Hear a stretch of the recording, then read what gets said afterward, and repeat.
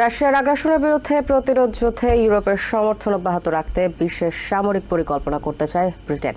দেশটির প্রধানমন্ত্রী Keir Starmer জানান, শুধু ইউক্রেন নয়, নেটোভুক্ত ইউরোপিয়ান মিত্রদের ভবিষ্যৎ নিরাপত্তা নিশ্চিত করতেই এই সামরিক পরিকল্পনা খুবই গুরুত্বপূর্ণ।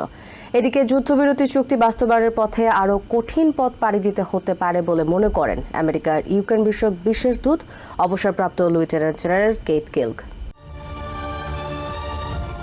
ওভাল অফিসে প্রেসিডেন্ট ডোনাল্ড ট্রাম্পের সঙ্গে ইউক্রেনের প্রেসিডেন্ট ভলোদিমির জেলেনস্কির বাকবিতন্ডার পর রাশিয়ার বিরুদ্ধে যুদ্ধে আমেরিকার সমর্থন পাওয়া অনিশ্চিত হয়ে পড়ে ইউক্রেনের। এর ফলে রাশিয়ার আগ্রাসনের বিপরীতে ইউরোপের নিরাপত্তা নিয়ে উদ্বিগ্ন হয়ে পড়েছে ইউরোপিয়ান ইউনিয়ন। নিজেদের নিরাপত্তা নিশ্চিত করতে একের পর এক বৈঠক করছে তারা, বাড়াচ্ছে প্রতিরক্ষা বাজেটও। তবে বিপদ আছে জেনেও ইউক্রেনকে একা ছাড়েনি ইউরোপ। যুদ্ধবিধ্বস্ত দেশটিকে বাঁচাতে চলছে নানা পরিকল্পনা।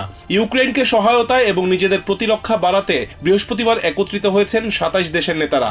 বেলজিয়ামের রাজধানী ব্রাসেলসে ইউরোপিয়ান ইউনিয়নের কাউন্সিল ভবনে অনুষ্ঠিত দুদিনের সম্মেলনে নিরাপত্তার পাশাপাশি জ্বালানি, প্রতিরক্ষা ও বৈদেশিক নীতির বিষয়গুলো নিয়েও আলোচনা করেন ইউরোপিয়ান নেতারা। But it is vitally important that we do that work because we know one thing for certain, which is a deal without anything behind it is something that Putin will breach. We know that because it's happened before. And I'm absolutely clear in my mind it will happen again.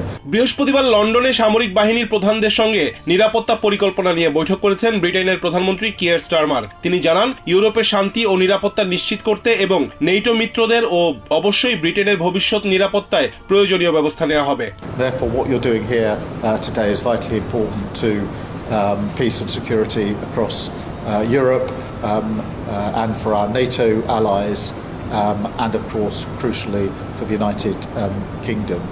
রাশিয়ার আগ্রাসনের মুখে বেশ কিছুদিন আগেই প্রতিরক্ষা ব্যয় ও অস্ত্র উৎপাদন বাড়ানোর চেষ্টা করছে ফ্রান্স সহ ইউরোপিয়ান দেশগুলো। ব্রিটেনের প্রধানমন্ত্রী বলেন, যে কোনো ধরনের শান্তি চুক্তি হলে সেটি হতে হবে অর্থপূর্ণ। We'll only leave Ukraine secure and sovereign if there is security arrangements in place to ensure that if there's a deal, it is a defended deal, and that's why the work that we're doing here is so important. এদিকে আমেরিকার Ukraine বিষয়ক বিশেষ দূত অবসরপ্রাপ্ত lieutenant general Keith Kellogg Fox নিউজকে বলেন, যুদ্ধবিরতি চুক্তি বাস্তবায়নে এখনো অনেক কঠিন পথ পাড়ি দিতে হবে। গত মঙ্গলবার রাশিয়ার প্রেসিডেন্ট ভ্লাদিমির পুতিনের সঙ্গে ১.৫ ঘন্টার ফোন আলাপের পরদিন ইউক্রেনের প্রেসিডেন্ট ভলোদিমির জেলেনস্কির সঙ্গেও ফোনে কথা বলেছেন প্রেসিডেন্ট ডোনাল্ড ট্রাম্প। জেলেনস্কির সঙ্গে প্রায় ১ ঘন্টা কথা বলেছেন প্রেসিডেন্ট। বিশ্লেষকরা বলছেন, যুদ্ধবিরতি চুক্তি কার্যকরে সঠিক পথেই রয়েছে ট্রাম্প প্রশাসন।